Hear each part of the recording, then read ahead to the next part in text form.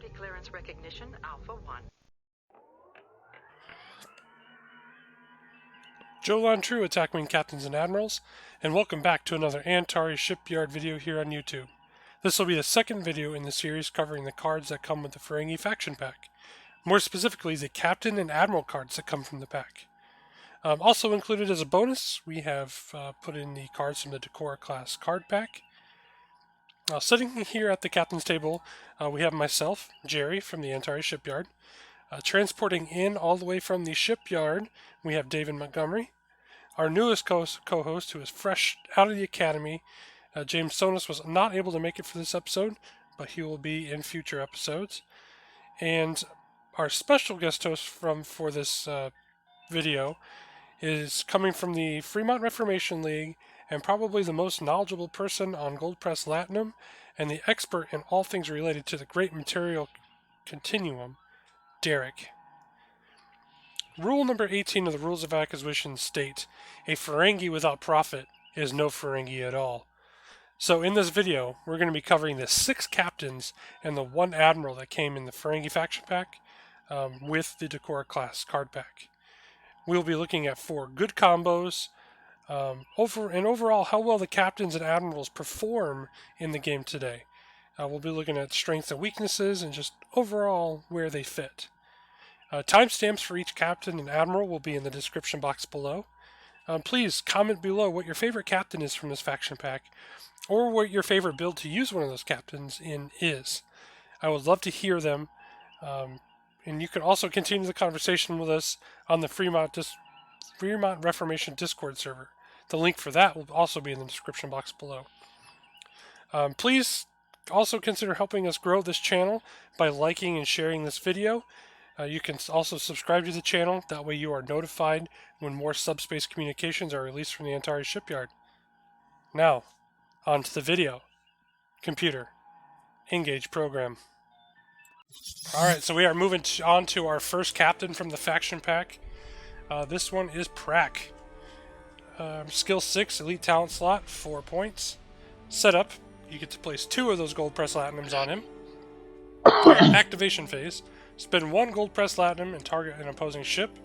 The controller of the target ship chooses one of the following: repair 1 damage to its ship's hull or shields, or the target ship cannot perform actions this game round.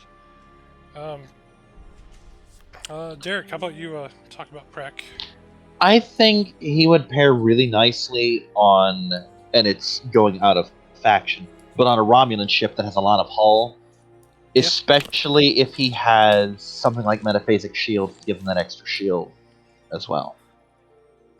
It's basically like, okay, how badly do you want me not to heal this hull that you're having so much trouble digging through? Yeah. It's like, are you willing to sacrifice your action and potentially screw yourself over? Or do you want to bite the bullet and let me get a point stronger, knowing you might not be able to do that extra point? That's true. I don't use him much, but he does have a lot of potential. He just doesn't fit my playstyle. And he is one of the higher ranking captains the Ferengi has. Yeah. David. So there is that. Oh, sorry. No, go ahead. David, do you have anything to add to Prak? I could see him working with an Aladar Jarok build where you're choosing opponent actions. So not necessarily the same ship, but it's kind of an action lockdown fleet where Prak's giving them a choice. Hey, I can get stronger, or you don't get an action, and then Jarok comes in and forces an action a different way. Yep. And I think that it becomes a very annoying build to play against. You have to get real creative with the way you're going about it. But I think there's a little bit of an archetype there. Yeah, that's interesting. That's an interesting concept. I hadn't actually thought about that, pairing him with Jarok to try and limit your opponent's actions. Well, that's the whole point of this whole podcast, isn't it? Yeah, absolutely. And I loved hearing that thought maker thing. I'm not going to do it, but I can appreciate a really nasty technique. Yeah. Absolutely. All right. So that is Prak. Short and sweet for him. Again, skill 6, I think, makes him probably one of the better Ferengi captains. Yeah, he's one of the better ones they have. Alright, so Prak is done. Ooh, the next captain in the pack is probably one that I like to play.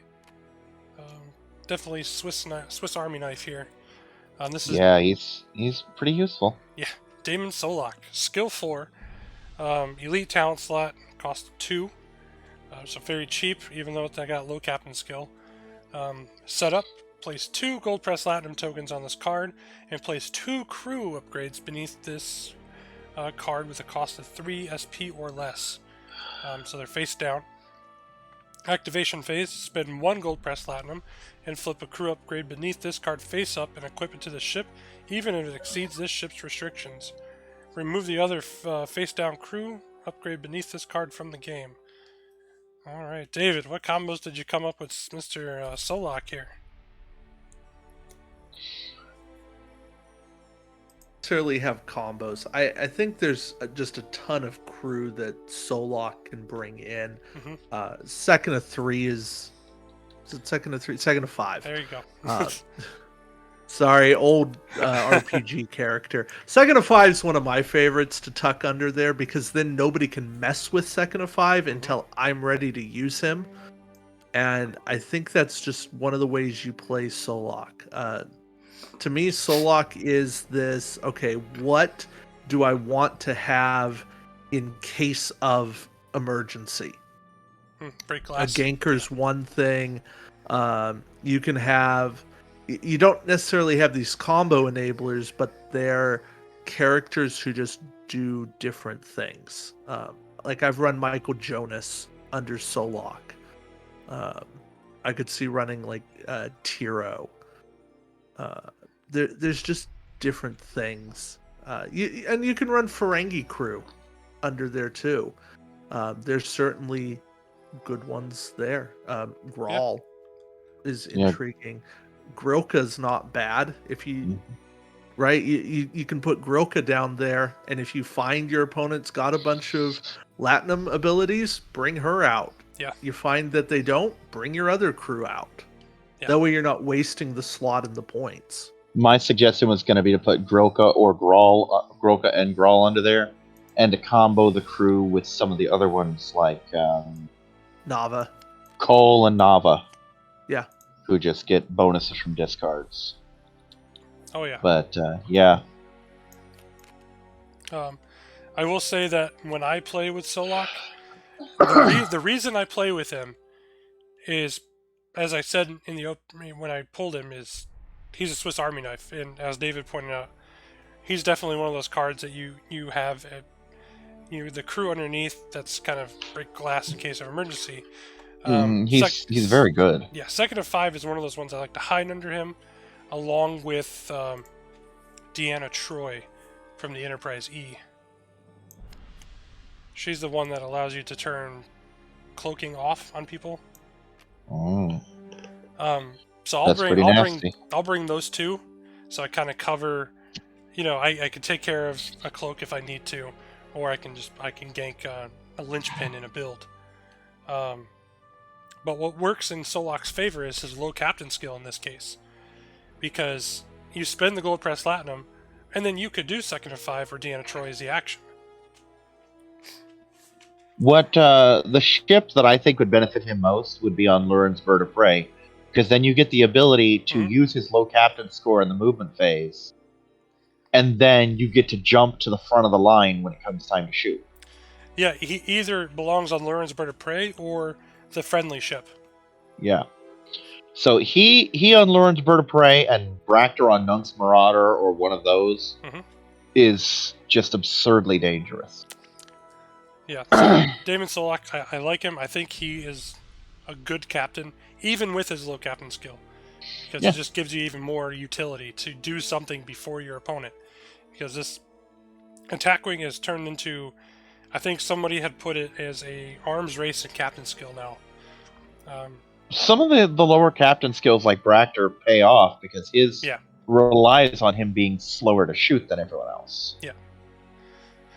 So all right. So Daimon Solok. Done. Good captain. Good captain. He is. He's very, very good at what he does. It's a Yeah. little tricky to use him, but he's very good at what he does. All right. Next captain in the pack is Birta. Skill 8, elite talent slot, cost 5. Setup, place 3 gold press latinum tokens on this card. Planning phase, spend 1 gold press latinum and target a captain equipped to another ship. Increase or decrease the target captain's skill by 2 this game round, and that's range 1 to 3. So he's got some reach. Derek, what combos did you come up with Birta? Well, the first thing to note is that he has the highest unaltered captain skill of any Ferengi. Yeah, true. That's rarely enough to put him in one of my fleets, but if you need speed and you're playing Ferengi, he's your man. He is a... what was it? I can't remember. A car killer? The Hirogen captain? Mm-hmm. In that he can bump him down so that he's no longer so high above and gets all his bonuses. He's very good for bumping someone like Solok a little further up in the chain and bumping the opponents down. Oh yeah, him. I remember him. You don't understand. He appears in every single league tournament we have. Oh yeah, well. So, and for good reason. I just think he's overblown for his role in the show. But Birta is a decent enough counter for him. I mean, people are going to put other stuff on him to make him even stronger, but you know what I mean. Yeah. And Birta's ability just to be a wild card is useful. Also worth noting, most Ferengi start with 2 Latinum and he gets 3.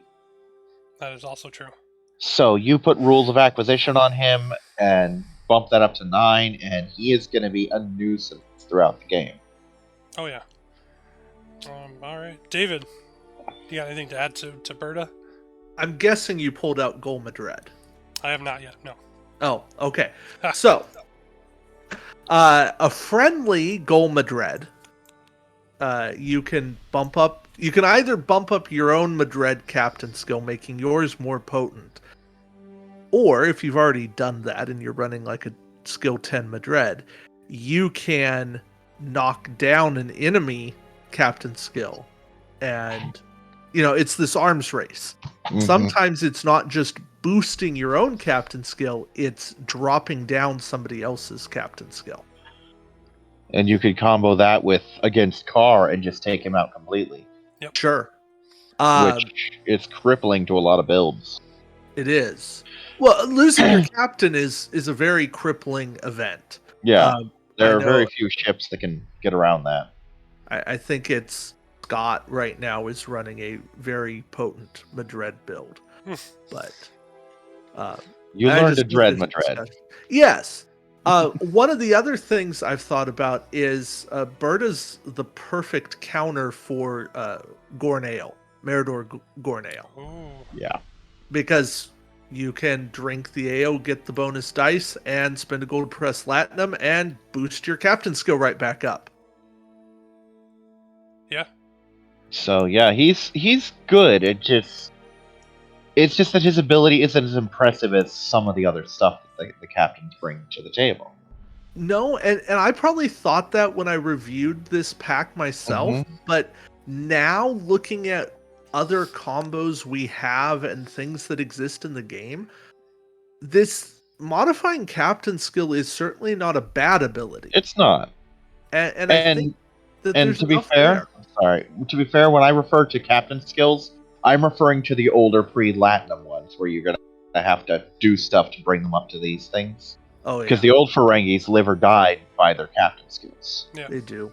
And they're hurt by not having the Latinum. Yeah, that's what Rules of Acquisition and Gint were designed to give them. Or crew like Grawl. Yeah. Yeah. So. Which I will give WizKids credit for closing that loophole, even if they didn't retroactively say, hey, if your captain skill is this, you get this much Latinum. You know. They gave you methods to still get it. Yeah. So, yeah, I never actually... I've looked at Birta, but I've kind of always had him in the back of my mind as one of those cards that I just haven't done anything with. Mm-hmm. But now that we have him here in front of me, and you guys talk about Carr, Golmadred, these cards that The Gornail. that are getting played, that people are boosting their captain skills up. Because you could boost Carr up to 11 and reduce him down to 9.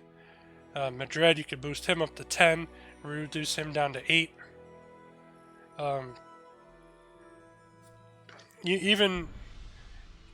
Birta even gives a defense against somebody who's going to run an elite talent such as calculating, where they're going to boost their captain skill up to 10. Let me pull that card. And he can be really useful if you run, let's say, female Q. Make her a 12 captain skill and just say, I don't care about your numbers. Yeah. So. Oh, that's why I haven't heard of this one yet, because it's from Alliance. Okay. Yeah.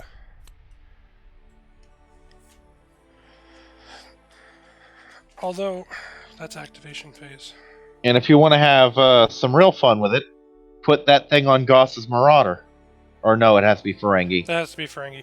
So that... Well, it's low enough cost that I think they can buy it back with Platinum once. Well, looking at the timing, yeah, calculating is actually going to hurt Birta. Because Birta's planning phase. Yeah, and this is activation phase. Yep. So you can lower someone's captain skill and then laugh right back at them while you boost yourself back up above him. Backtracking, calculating would be really good for Solok, because you could keep his low captain skill for the movement phase, and then again, boom, he shoots first. Well, since it's an activation, it's discarded as a top, so he's automatically a 10 at the start, so he'd be moving as a 10. Oh, okay. And that would actually combo well with Lurin's Bird of Prey, another ship, because then you could have the two low captains in those ships fire, and then he's right there with his 10 to follow up. Yeah. It just makes a beautiful destructive salvo. Yeah, absolutely. Okay. So, that's Birta. Just getting these cards put away. Alright, next captain in the pack. Actually, let's pull the Admiral Both version halves out. and the Captain version. Okay, let's talk about the Captain version first. Okay. Gint, Skill 2. 2 elite talent slots for Skill 2. Cost of 3. The trade-off here is you may only equip Grand Nagus and the Rules of Acquisition elite talent upgrades to this captain. Setup, place 2 Gold Press Platinum tokens on this card. When you spend 1 or more GPLT, you may roll a number of defense dice equal to the number of Gold Press Platinum that you would have spent. And for each evade, spend 1 fewer. And then for the Admiral, it's the exact same thing, except the Gold Press Platinum tokens go onto the Captain. So he's boosting the Captain's Gold Press Platinum up by 2, or he's giving those Ferengi that don't have access to it natively 2 Gold Press Platinum. Alright, David, what do you have for Gint?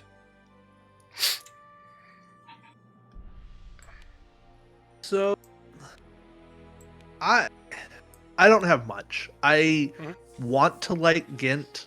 I just have never wrapped my head around how to maximize Gint, and I'm sure that makes people sad.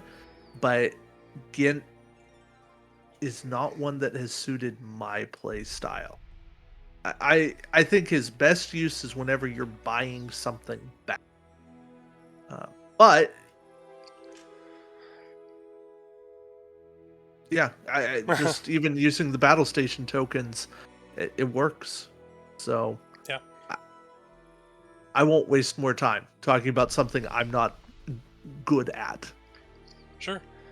Well, Derek. See, I actually have the exact opposite role. For me, Captain Gint is something you never play under any circumstances. If it were a separate card, I'd say just toss it in the paper shredder. You're not going to need it. Admiral Gint, if you do not have a better admiral, like say Gowron, you always play him with Ferengi because there's that, what is it, 1 in 4, 1 in 6 chance or whatever, or 4 in 8, whatever. You know what I mean? 3. The evasion. Yeah, David's the guy to ask for that.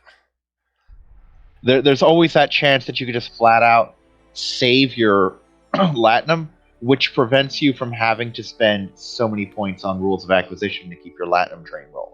Yeah. Gint is absolutely a support role. I don't know what use he would have as a captain, because the whole point of it is to buff your entire fleet. Yeah, I agree with you. I think the Admiral version of Gint is the only one you really need to be worried and concerned about. Yeah. Skill 2 captain, not very great. The ability spreads to the entire fleet, and there's no range on it. Yeah. And it's not like a lot of the things where you have to use your Admiral token. All your captains can get him every turn. Yep. So he is just... And with that, you will be using Latinum every turn, especially if at least one of your captains has rules of acquisition. Yeah. So he gives you that nice little coin flip of, do I get it, do I don't? And I've had matches where I've never saved a Latinum. I've had matches where I've never spent a Latinum. Yeah, same here. And then you have your in-betweens. Gint is... And he's really cheap, and I think he actually discounts with Lurin. I'd have to check that. I think so, because I think it's all Ferengi. So, yeah, basically, you put him on a ship with Lurin, which I don't advise, because Lurin tends to be a very big target, and suddenly you're paying 2 points for him. Yeah. But oh, I'm sorry. Gint's ability is very Ferengi, because you're and as I hinted before, he does really well on a ship that has conditional surrender, specifically Goss's Marauder. Yeah. Yeah, so, Gint, or you Admiral. could... sorry. Go ahead, finish your thought. Or you could do what a lot of people do with certain captains and put him on like a really small Romulan ship and just let him float around cloaked. Yeah, where nobody can hurt him. That's a good way to protect him. I mean, yeah. being 3 points, it's it's 6 points to put him on an off-faction ship. Yeah. Unless you're captured. We established that a Romulan science ship is already 6 points, so 12 points just to hide Gint. That's not bad. Yeah. So yeah, again, as the Admiral, I love it. Definitely feels super Ferengi. Because it's like this mini game of, are you going to gamble your gold press Latinum or are you going to keep it? Dabo! Yeah. Exactly. So, again, great Admiral.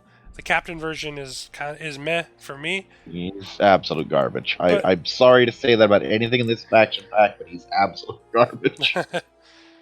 All right, so the next captain here is definitely not Rom. It is Daimon Goss.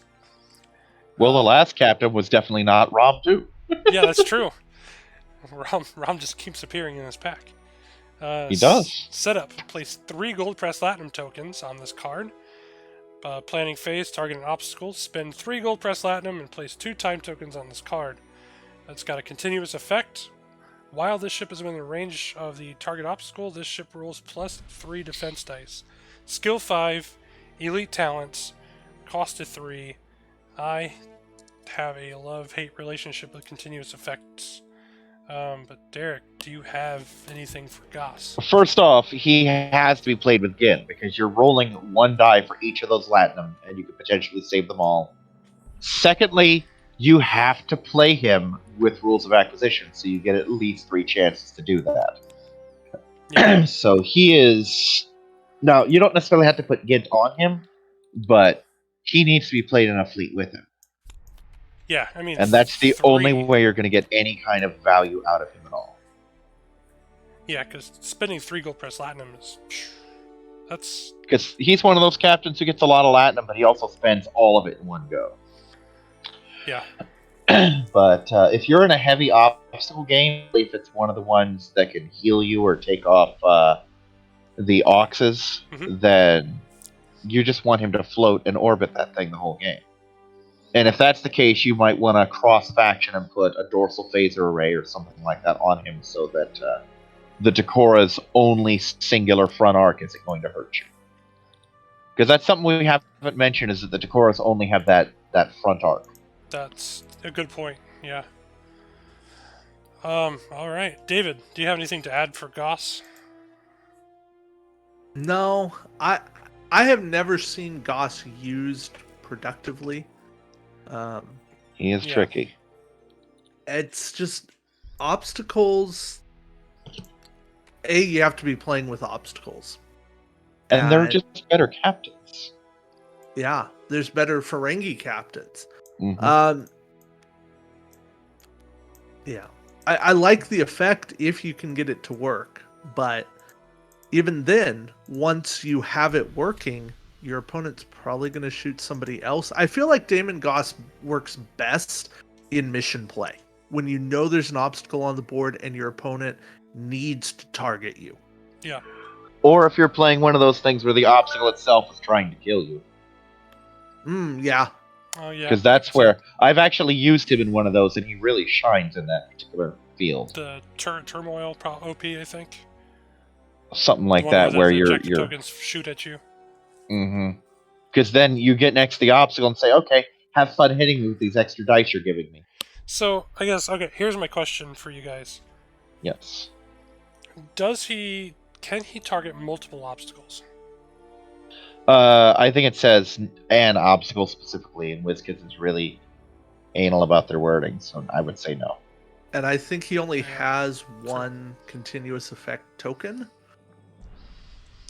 That's true. That's why I was asking, because you could throw the new Ezri Dax out there, and that would limit his time tokens down to 1. Ooh, new Ezri. What's she from? To Boldly Go. She's from what was that? The new Federation pack. Okay. I haven't seen anything of that yet. Oh, man. She pairs with anything and everybody that's got time tokens.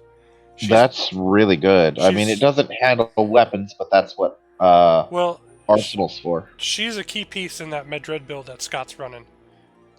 Very nice. That I showed him.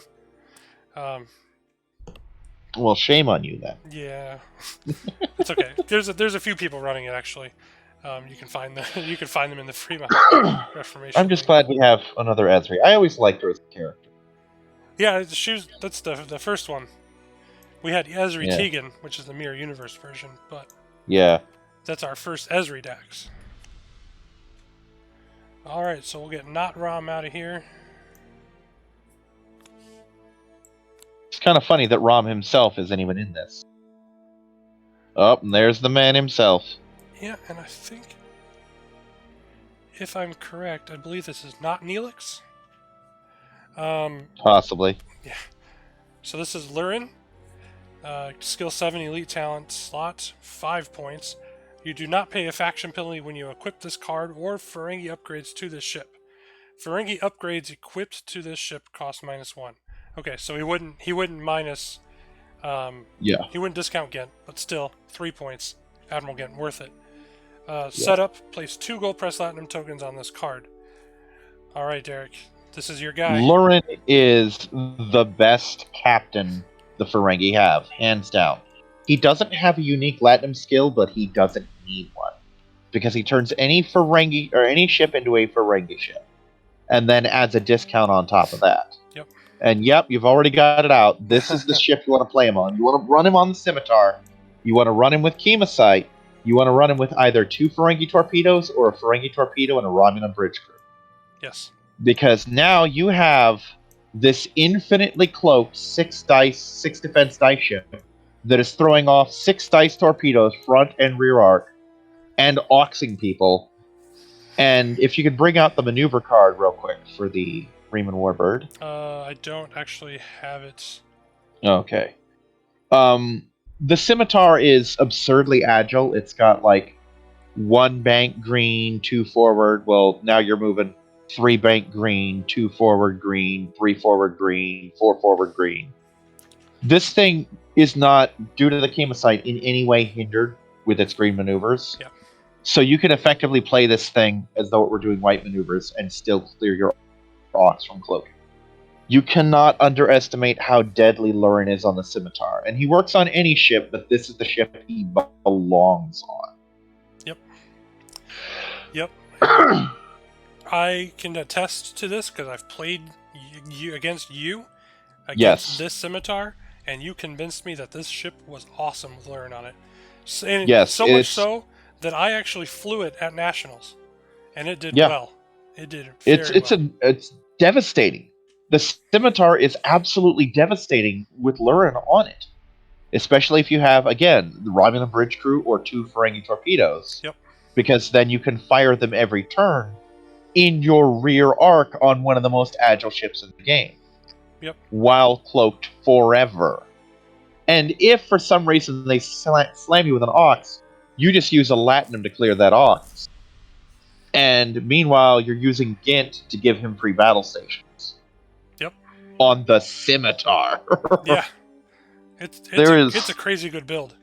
There is no end to the evil this ship is capable of with Lurin at the helm. Yeah, I mean, I did a whole build breakdown episode on my YouTube channel just around this concept here. Yeah. This is why I say the Ferengi combo with everything. Yeah. Because we're going to get into them later, but Kamosite and Ferengi torpedoes belong on every ship in your fleet. They just do. Yeah, unless there are restrictions, and a lot of the leagues do restrict those cards for good reason. Yeah. All right, David, do you have anything that you want to add to Lurin? Nope, you guys covered it. Okay. Sorry to steal your thunder there, but this is my baby. No, hey, it's your baby. I'm good. Yeah. Yeah, for sure. I like I said, I played against Eric against this build. It is deadly. He single-handedly pretty much wiped my fleet with this one ship. Yeah. The rest of my ships were either not a factor or taken out, but Lurin by himself is a fleet killer. Yeah. There are ways around it, like there's the magnetometric guided charges, anything that ignores defense, minefield, stuff like that. But if you want to straight out slug it out, you're not going to have a good time. And I believe he is the last captain. He's actually from the card pack, the Takora card pack.